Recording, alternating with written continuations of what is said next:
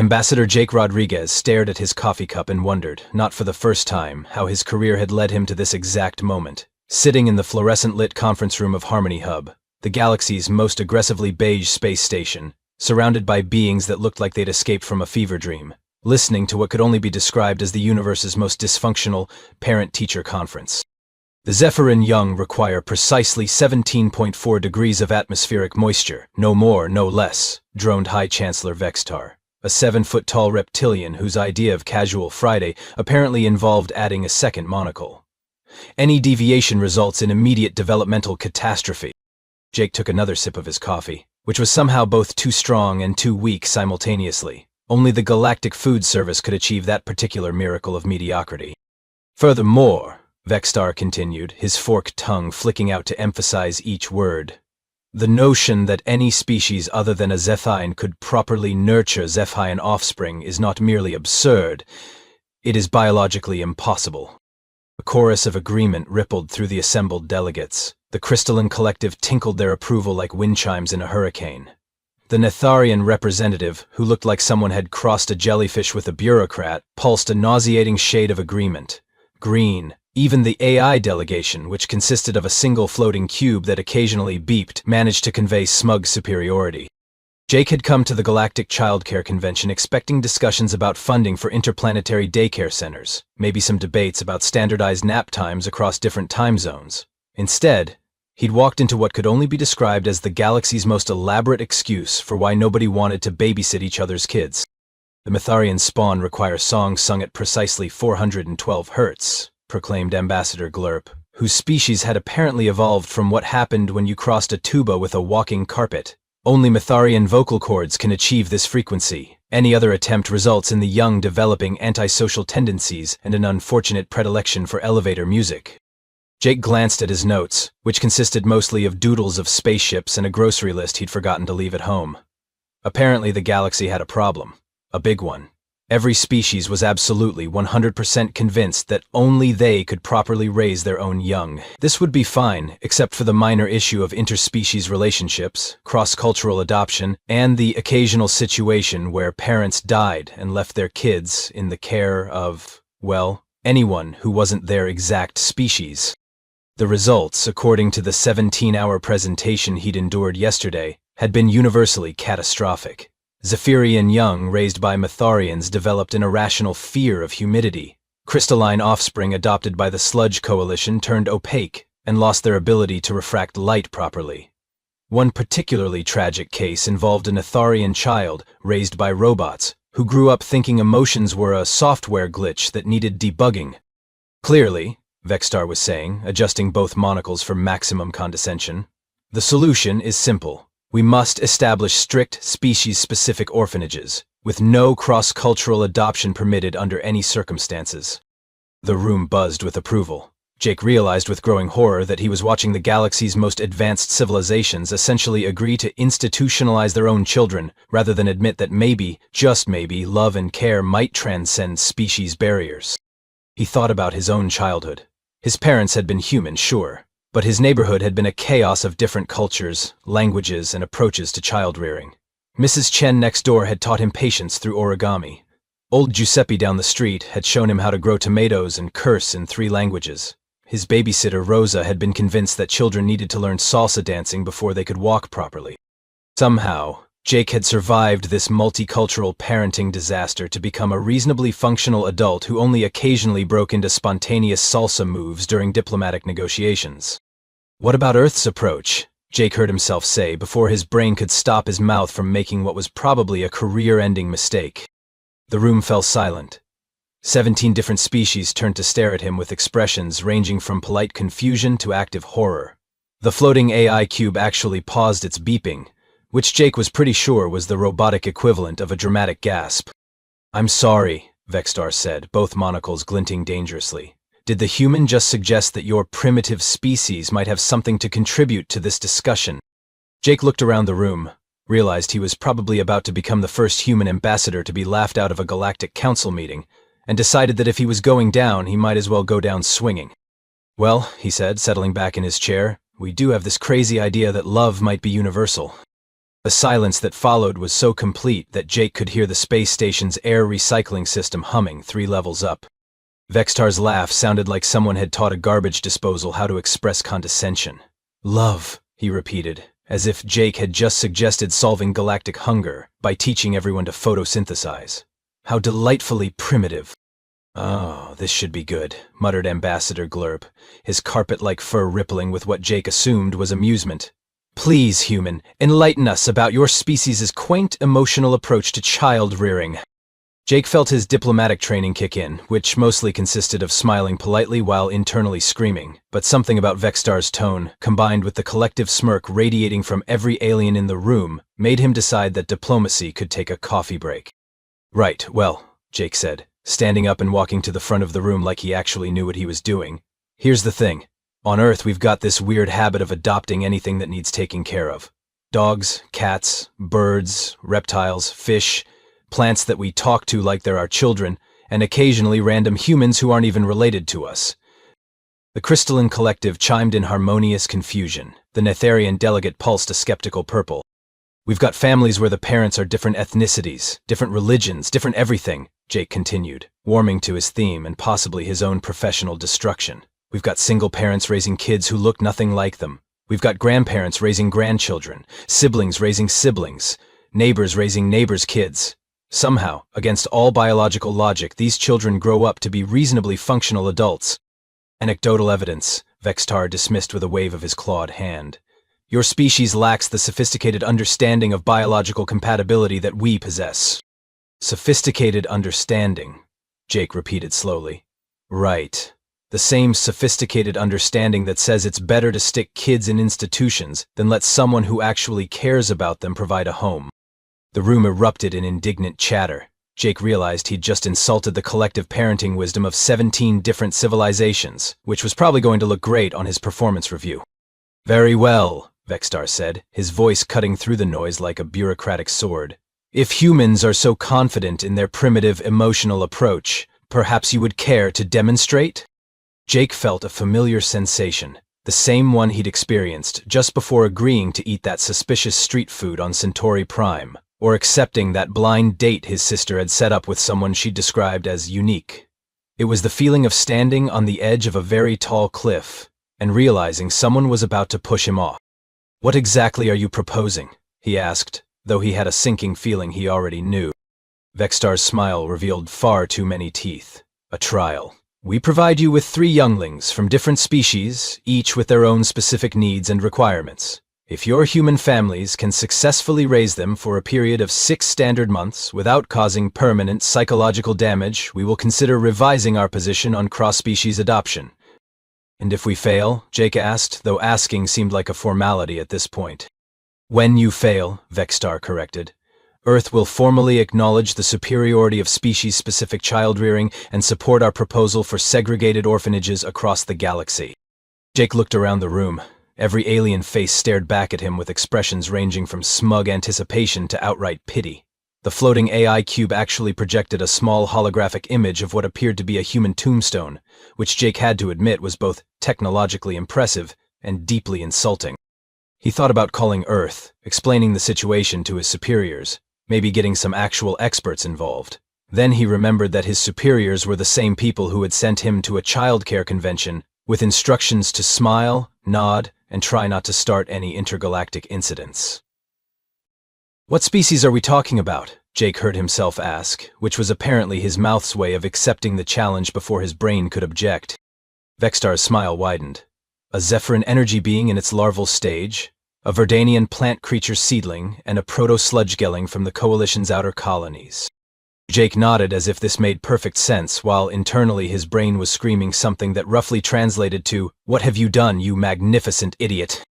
The Zephyrin youngling, designation ZIP, exists partially in an energy state and has a tendency to phase through solid matter when distressed, Vextar continued cheerfully. The Verdanian seedling, called Monk, is carnivorous and has already consumed 3 of its previous caretakers. The proto-sludgeling, known as Wobble, communicates entirely through color changes and has the consistency of grape jelly. Right, Jake said, wondering if his diplomatic insurance covered death by alien toddler. And these younglings need homes for 6 months. Standard months, Vexstar clarified. With full monitoring, of course. We wouldn't want any tragic accidents to go unrecorded. The other delegates murmured their agreement. Jake realized he was looking at beings who were essentially setting him up to fail spectacularly, probably so they could use his failure as justification for their own prejudices. Which honestly just made him more determined to prove them wrong. Fine, he said, extending his hand toward Vexstar in what he hoped looked like a confident gesture rather than the panic-induced muscle spasm it actually was. You've got yourself a deal. Vexstar stared at the offered hand for a moment, then grasped it with his clawed appendage. His grip was cold and slightly damp, like shaking hands with a particularly unfriendly iguana. Excellent, Vexstar said. I do so look forward to documenting your species' inevitable failure. Jake smiled back, hoping it looked more confident than terrified. Yeah, well, we humans have this saying. Never underestimate the power of someone who has absolutely no idea what they're doing but really good intentions. I don't believe that's actually a human saying, the AI cube beeped helpfully. It is now, Jake replied, and wondered what exactly he was going to tell the 3 human families he was about to volunteer for the most bizarre babysitting job in galactic history. 3 weeks later, Jake stood in the arrivals bay of Denver Spaceport, watching a shuttle from Harmony Hub dock with all the grace of a drunk elephant attempting ballet. He'd spent those 3 weeks making what were quite possibly the 3 most awkward phone calls in human history. The first call had gone to Bob and Linda Martinez, retired teachers from Phoenix who had somehow raised 4 children, 7 grandchildren, and approximately 43 foster kids over the years. Their response to Jake's request to temporarily adopt an energy being that could phase through walls had been, and Jake quoted directly from his notes, "Well, honey, we've dealt with teenagers. How much weirder could it get?" The second call had reached Pete Sullivan, a single father and mechanical engineer from Portland, whose 8-year-old daughter Emma had been asking for a sibling for years.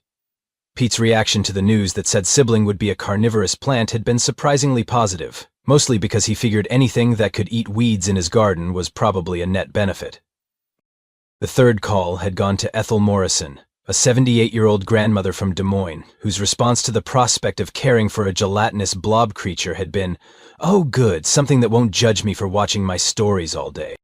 Now as the shuttle's doors hissed open, Jake wondered if he should have been more specific about exactly what he was asking these people to do. Maybe mention the part about galactic surveillance, or the fact that failure could result in him being banned from 17 different star systems. The first being to emerge from the shuttle was Vexstar, both monocles gleaming with what Jake was beginning to recognize as his signature expression of barely contained smugness. Behind him floated a delegation of alien observers, each equipped with enough recording equipment to film a documentary series. "Ambassador Rodriguez," Vexstar said, his forked tongue flicking out in what Jake hoped was a greeting rather than a threat assessment. "I trust your primitive child care providers are prepared for their inevitable failure?" "They're prepared for something," Jake replied, which was technically true. He'd sent each family a care package containing basic information, emergency contact numbers, and enough chocolate to survive what he suspected was going to be a very long 6 months. The younglings came next, each accompanied by their respective species' child development experts, who looked like they were attending a funeral rather than a placement ceremony. Zip was the first to emerge, and Jake's brain immediately filed the experience under things I wasn't trained for in diplomatic school. The Zephyrian youngling looked like what would happen if someone crossed a toddler with a lightning bolt. Roughly humanoid in shape, Zip flickered between solid and translucent, occasionally sparking with small bursts of energy that made Jake's hair stand on end. Zip requires a minimum of 4 hours of meditation per day to maintain corporeal stability, droned Dr. Krexnell, the Zephyrian expert, whose idea of appropriate childcare attire apparently involved robes that looked like they'd been designed by someone who had only heard electricity described secondhand. Any disruption to this schedule will result in uncontrolled phasing episodes and potential electrical damage to surrounding infrastructure. Jake nodded like this made perfect sense while internally updating his mental list of things he should probably have mentioned to the Martinez family. Munk followed, carried in what appeared to be a reinforced terrarium by 2 very nervous-looking Verdanian handlers, wearing what Jake could only describe as medieval armor. The plant creature looked like a cross between a Venus flytrap and a particularly aggressive houseplant, with tiny thorns, bright green leaves, and what appeared to be several rows of very sharp teeth. "The seedling must be fed live protein every 6 hours, explained Dr. Thornwick, whose species had apparently evolved from what happened when trees developed anxiety disorders. Previous caretakers who failed to maintain this schedule have experienced unfortunate incidents involving loss of fingers, toes, and in one case, an entire arm. Jake glanced at Pete Sullivan, who had just arrived and was staring at Munch with the expression of someone trying to calculate exactly how much his homeowner's insurance covered. Finally came Wobble, transported in what looked like a very large fishbowl filled with some kind of stabilizing gel. The proto-sludge gilling was exactly what its name suggested, a roughly child-sized blob of translucent purple jelly that shifted and rippled with every movement. As Jake watched, Wobble's color changed to a bright orange, then flickered through several shades of blue before settling on a nervous-looking yellow. Color communication is extremely complex, stated Dr. Gloop, who appeared to be made of the same material as his patient but in a more dignified shade of gray. Yellow indicates anxiety, red means hunger, blue suggests contemplation, and purple represents contentment. There are approximately 4,732 documented color combinations, each with specific meanings. Ethel Morrison, who had arrived wearing a tracksuit and carrying a purse large enough to hide a small spacecraft, looked at Wobble and immediately brightened. "Oh, aren't you just the sweetest little thing? Don't you worry, honey. Grandma Ethel's going to take real good care of you." Wobble immediately shifted to a soft pink color that Jake was pretty sure wasn't on Dr. Gloop's official chart. The alien experts spent the next hour delivering increasingly dire warnings about the specific needs, requirements, and potential catastrophic failures associated with each youngling. Jake translated this into what he hoped was reassuring guidance for the human families, though he suspected his version sounded more like, "Try not to let them die, and call me if anything catches fire."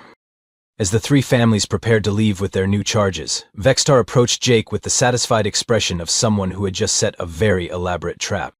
"I have taken the liberty of installing monitoring equipment in each residence," he announced. "For the youngling's safety, of course."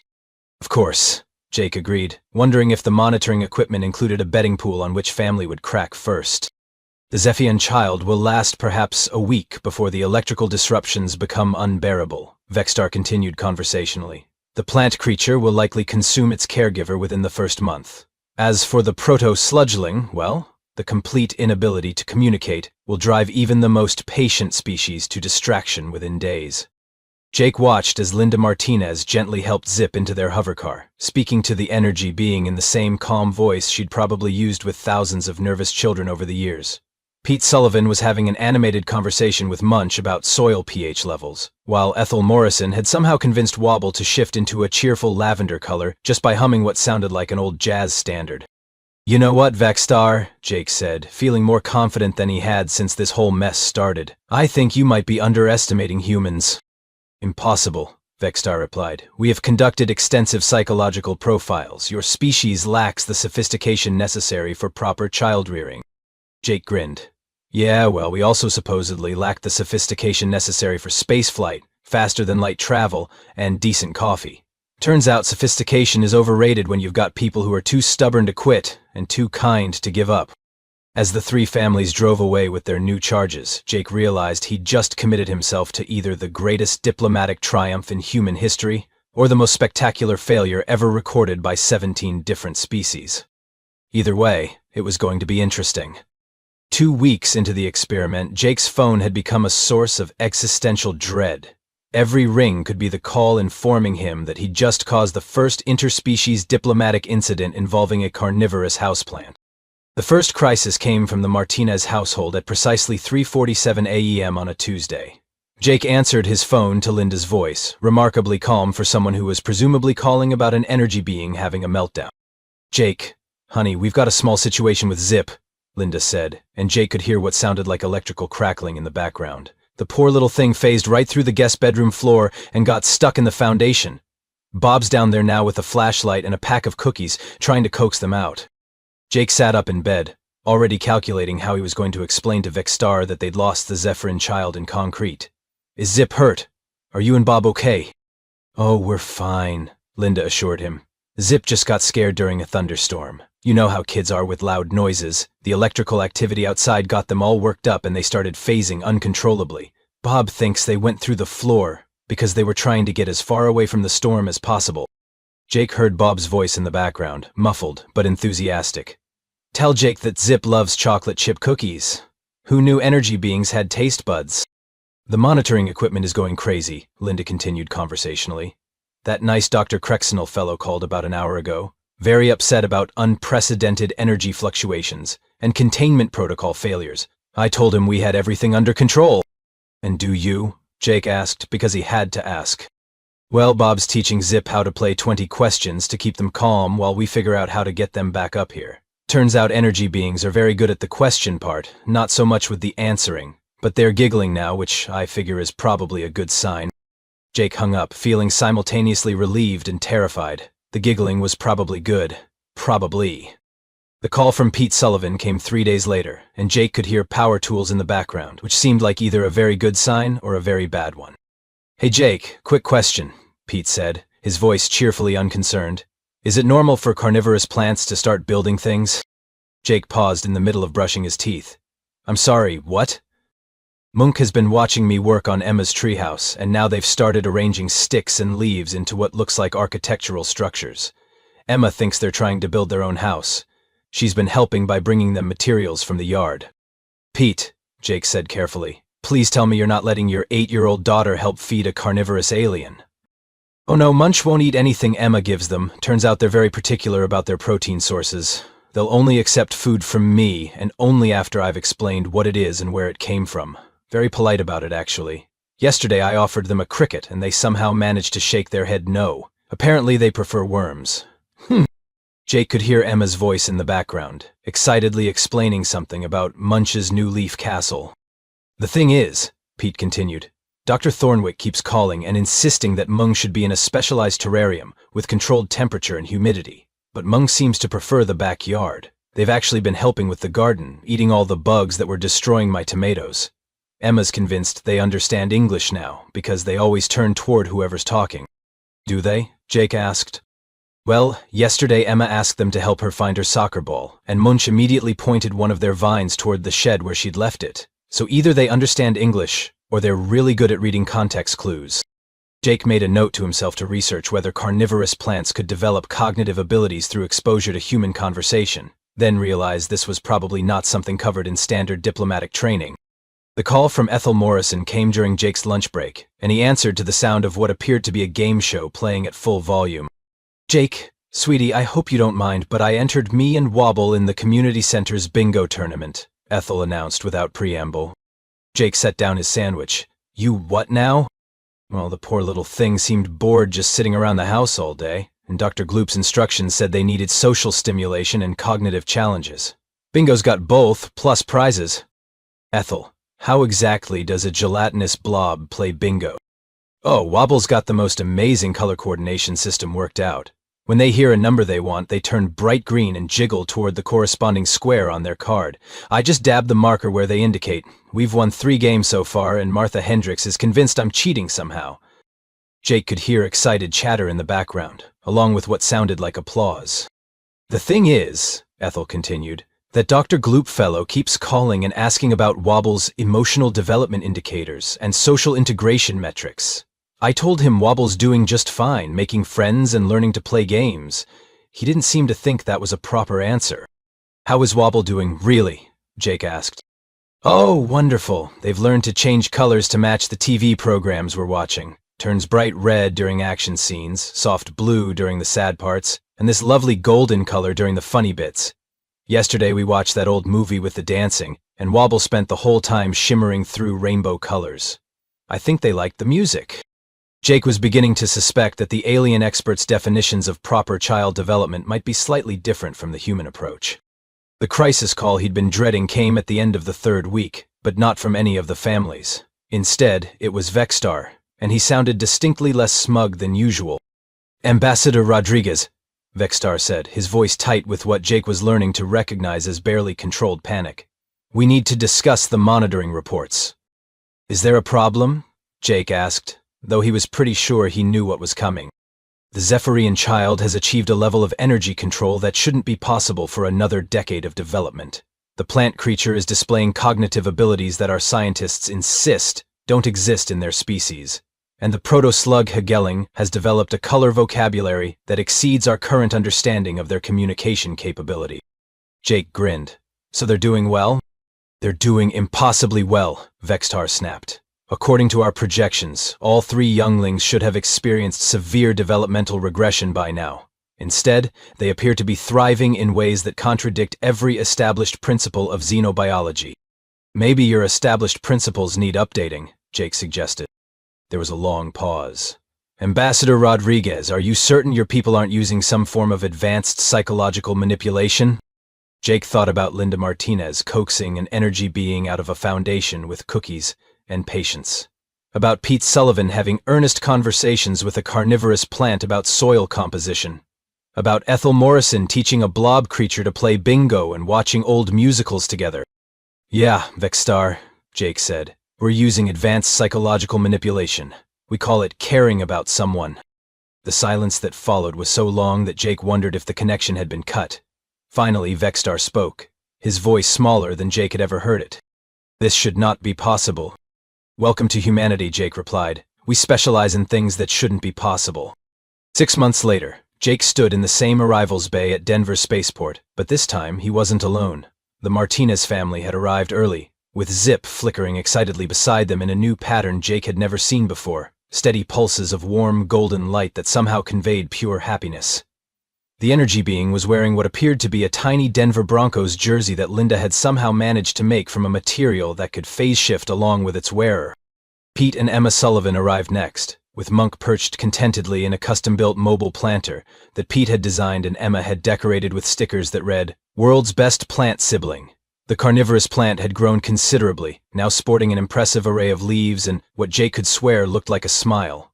Emma was chattering excitedly about Monk's latest architectural achievement, elaborate trellis system that spelled out "Welcome Home" in living vine letters. Ethel Morrison wheeled in last, pushing a custom mobility cart that housed Wobble in a comfortable transparent chamber.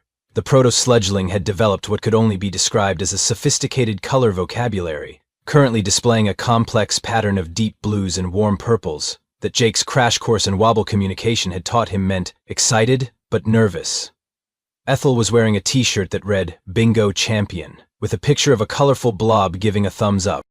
The alien delegation arrived with considerably less fanfare. Vexstar emerged from their shuttle looking like someone who had spent 6 months having his worldview systematically dismantled and rebuilt. Dr. Crexnell floated behind him, his usually pristine robes now rumpled and stained with what appeared to be coffee. Dr. Thornwick looked like a tree that had been struck by lightning and was still processing the experience. Dr. Gloop had shifted to a color that Jake was pretty sure meant existential crisis. But it was the other passengers who caught Jake's attention. 3 adult aliens, clearly the biological parents of the younglings, emerged, with expressions ranging from anxious anticipation to barely contained panic.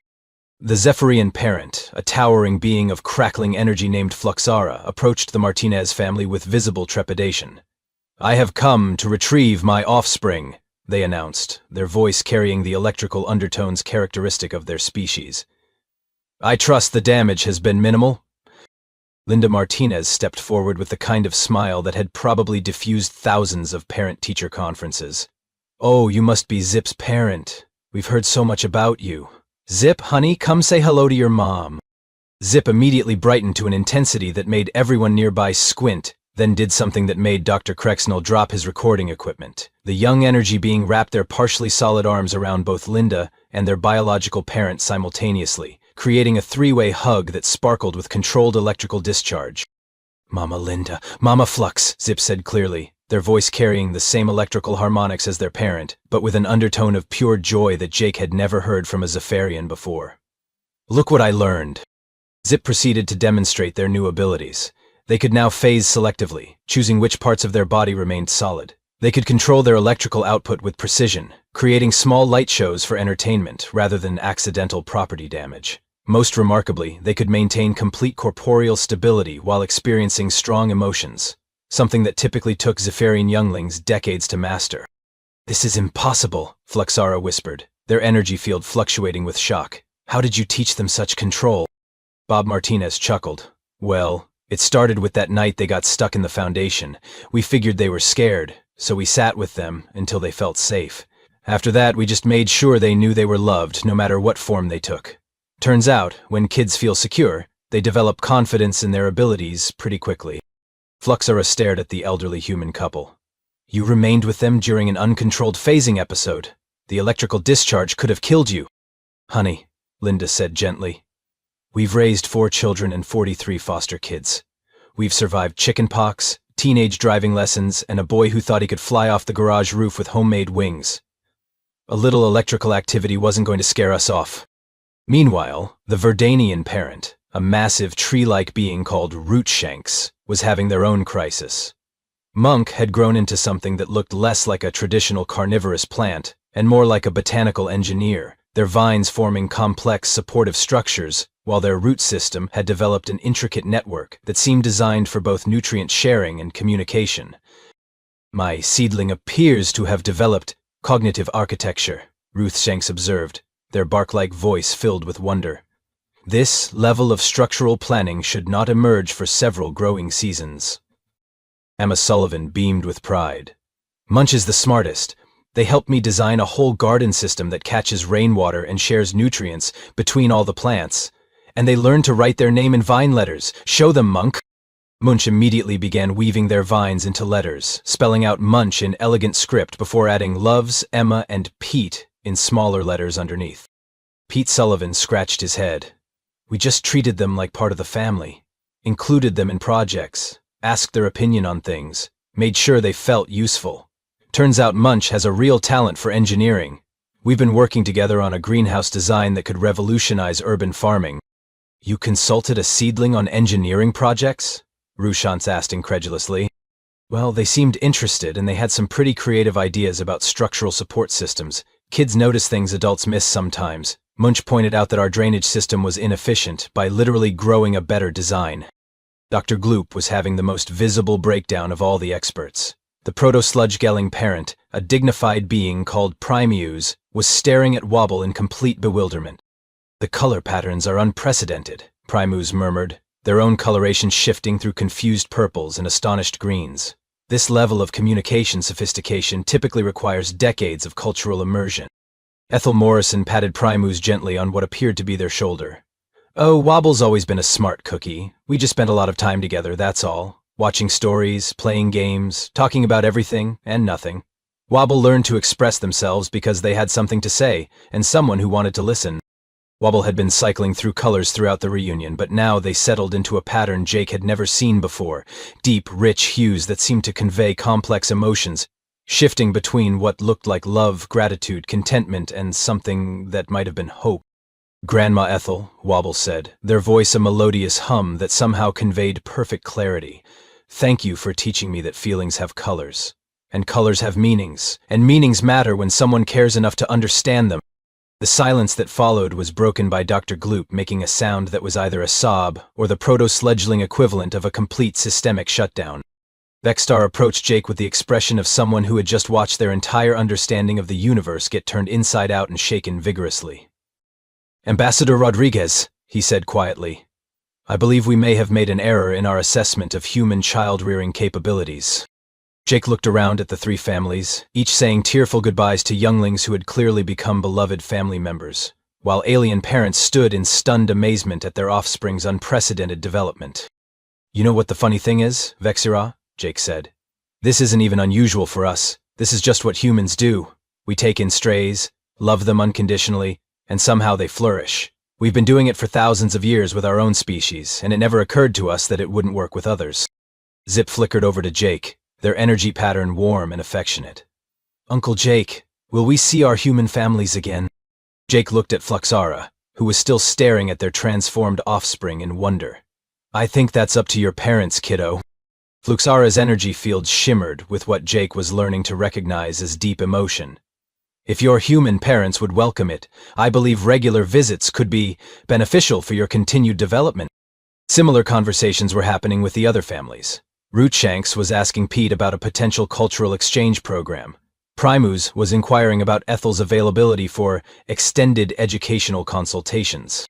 As the mixed group prepared to leave the spaceport, Jake realized he was witnessing something unprecedented in galactic history. Not just successful cross-species adoption, but the beginning of genuine interspecies families. You know, Vexstar said, approaching Jake one final time, perhaps our definition of sophisticated child-rearing was somewhat limited. Jake grinned. Yeah, well, turns out love doesn't require a PhD in xenobiology. Sometimes all you need is patience, cookies, and a willingness to learn from someone half your size who sees the world completely differently than you do. Vextar nodded slowly. Indeed, most educational. 1 year later, Jake found himself back in the same aggressively beige conference room on Harmony Hub, but the atmosphere was considerably different. For one thing, someone had apparently decided that the room needed more color, because there were now holographic displays showing what appeared to be family photos from across the galaxy. Human families with alien children, alien families with human children, and various combinations that Jake was pretty sure would have given the previous year's delegates collective heart attacks. The seating arrangement had also changed dramatically. Instead of species-segregated sections, the delegates were mixed together in a way that suggested either unprecedented diplomatic progress or a complete breakdown of organizational protocols. Jake spotted Ambassador Glurp deep in conversation with a human social worker from Mumbai, while several Crystalline Collective members were apparently comparing notes with a group of kindergarten teachers from Oslo. Vextar approached the podium with what Jake had learned to recognize as his grudging admission of being completely wrong expression. He'd traded his formal diplomatic robes for something that looked suspiciously like a casual sweater, and Jake noticed he was only wearing one monocle now. Esteemed colleagues, Vextar began, his voice carrying none of its previous condescension. I stand before you today to formally present the findings of the Human Foster Protocol trial and to announce what may be the most significant shift in galactic child care policy in recorded history. Jake settled back in his chair, trying to hide his grin. The past year had been a whirlwind of follow-up visits, expanded trials, and increasingly panicked calls from alien child development experts who couldn't explain why human-raised younglings were consistently outperforming their traditionally raised peers in every measurable category. The initial trial involved 3 test subjects, Vextar continued, pulling up holographic displays that showed before and after developmental assessments. Zip, the Zephian energy being, achieved full corporeal control 18 months ahead of projected timelines while developing unprecedented emotional regulation capabilities. Munch, the Verdanian seedling, demonstrated cognitive and creative abilities that our botanists insist are impossible for their species. A murmur went through the assembled delegates. Jake noticed that none of them seemed particularly surprised by these results anymore. The past year had seen similar success stories reported from across the galaxy as the Human Foster Protocol had been quietly expanded. More significantly, Vextar continued, his voice growing stronger, each youngling demonstrated what human child development experts term secure attachment patterns with their foster families, while maintaining strong bonds with their biological parents. This dual family structure has produced psychological resilience metrics that exceed anything in our databases. Dr. Krexanal stood up in the audience, his robes now featuring what appeared to be hand-painted pictures of lightning bolts. If I may add, he said, his electrical voice carrying a warmth Jake had never heard before, my own research into Zephyrian development has been fundamentally altered by observing human parenting methods. We have begun implementing what we call patience protocols and unconditional acceptance frameworks in our traditional child-rearing practices. The results have been remarkable. Jake watched as other experts stood to share similar findings. Dr. Thornwick reported that Verdanian seedlings raised with human emotional support techniques showed unprecedented creativity and problem-solving abilities. Dr. Gloop, whose color patterns had shifted to what Jake now knew indicated scientific enthusiasm, presented data showing that proto-sludgelings exposed to human storytelling traditions developed communication skills centuries ahead of normal timelines. The evidence is undeniable, Vextar announced. Human child-rearing practices produce superior developmental outcomes across all tested species. We have no choice but to acknowledge that our previous assumptions about species-specific care requirements were incorrect. Ambassador Glurp raised a furry appendage. What exactly are these human practices that produce such results? Jake stood up, realizing that the entire galactic community was about to ask him to explain something that humans had never really thought needed explaining. Well, he began, it's not really complicated. We listen to kids, we pay attention to what they need, not what we think they should need. We include them in family activities, even when they're messy or inconvenient. We celebrate their achievements, even the small ones. We comfort them when they're scared, even when their fears seem irrational. And most importantly, we love them unconditionally, regardless of whether they meet our expectations. The room fell silent. Jake realized he'd just described basic parenting to a group of beings who had somehow turned child-rearing into rocket science. "You mean," said a crystalline delegate, their chiming voice uncertain, "you simply care for them as individuals rather than as representatives of their species?" "Pretty much," Jake confirmed. "We've found that when you treat kids like unique people instead of biological specimens, they tend to flourish." Vexstar cleared his throat. "Based on these findings, the Galactic Childcare Council is prepared to vote on Resolution 2847B, which would establish the Human Foster Protocol as the recommended standard for all interspecies adoption and care situations." The vote was unanimous, which Jake figured was probably the first time in galactic history that 17 different species had agreed on anything, let alone something as fundamental as how to raise children. After the formal session ended, Jake found himself surrounded by delegates asking for advice, consultation services, and in one memorable case, babysitting recommendations. He was in the middle of explaining to a very serious Netharian official that yes, humans really did sing lullabies to children who weren't even their own species, when a familiar flicker of golden light caught his attention. "Uncle Jake!" Zip materialized beside him, their energy pattern radiating pure joy. They were followed closely by Monk, who had somehow figured out how to navigate in a mobile planter that Pete had designed for space travel, and Wobble, whose color patterns were shifting through what Jake now recognized as excited chatter. "Hey, kids," Jake said, crouching down to their level. "How are you doing?" "We came to see you get your award," Zip announced, sparkling with pride. "Mama Linda says you're going to be famous throughout the galaxy as the person who taught everyone how to love properly." Monk rustled their leaves in agreement while simultaneously using their vines to spell out, "Congratulations, Uncle Jake," in mid-air. Wobble shifted to a pattern of warm golds and deep blues that somehow conveyed both affection and gratitude. Jake looked around the room at the mixed groups of humans and aliens, all engaged in animated discussions about parenting techniques, child development, and the revolutionary concept of treating youngsters with kindness and respect.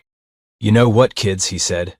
"I think the real award is watching everyone realize what humans have known all along, that love doesn't require a manual, caring doesn't need a protocol, and family isn't limited by biology."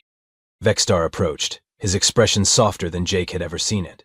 "Ambassador Rodriguez, on behalf of the Galactic Child Care Council, I would like to formally apologize for our previous skepticism and extend an invitation for Earth to establish the first interspecies family services department." Jake grinned. "Does that come with hazard pay? Because I have a feeling human families are going to start adopting every stray youngling in the galaxy." "Given human success rates," Vexstar replied seriously, "I believe that would be an optimal outcome." As Jake watched Zip phase a nervous crystalline youngling, while Munch helped a shy Verdanian seedling spell their name in vine letters, and Wobble taught a group of proto-sludgelings how to create rainbow patterns, he realized something profound had happened. Humanity hadn't just proven they could raise alien children. They'd accidentally become the galaxy's go-to species for teaching everyone else how to love unconditionally. Which, when Jake thought about it, was probably the most human thing ever. They'd started with a simple challenge about babysitting and somehow ended up revolutionizing galactic society through the radical concept of actually caring about kids. "Hey, Vexstar," Jake called out as the former skeptic prepared to leave. "Just one question. Are you ready for what happens when human families start teaching alien kids about things like sleepovers, birthday parties, and family game nights?" Vexstar paused, both monocles glinting with what Jake now recognized as barely contained panic. "Perhaps we should establish some additional protocols for those situations." Jake laughed. "Too late. Emma Sullivan already taught Munch how to play charades. And apparently plant mime is hilarious. This is just the beginning." As the conference room filled with the sounds of interspecies children laughing and playing together while their various parents shared parenting tips across cultural barriers, Jake realized that humanity had just done what they did best. They'd made the impossible look easy, the complicated seem simple, and turned the entire galaxy into one big, weird, wonderful family. And somewhere in the background, he could swear he heard the faint sound of Ethel Morrison teaching a group of young aliens how to play bingo, because apparently some human traditions were truly universal.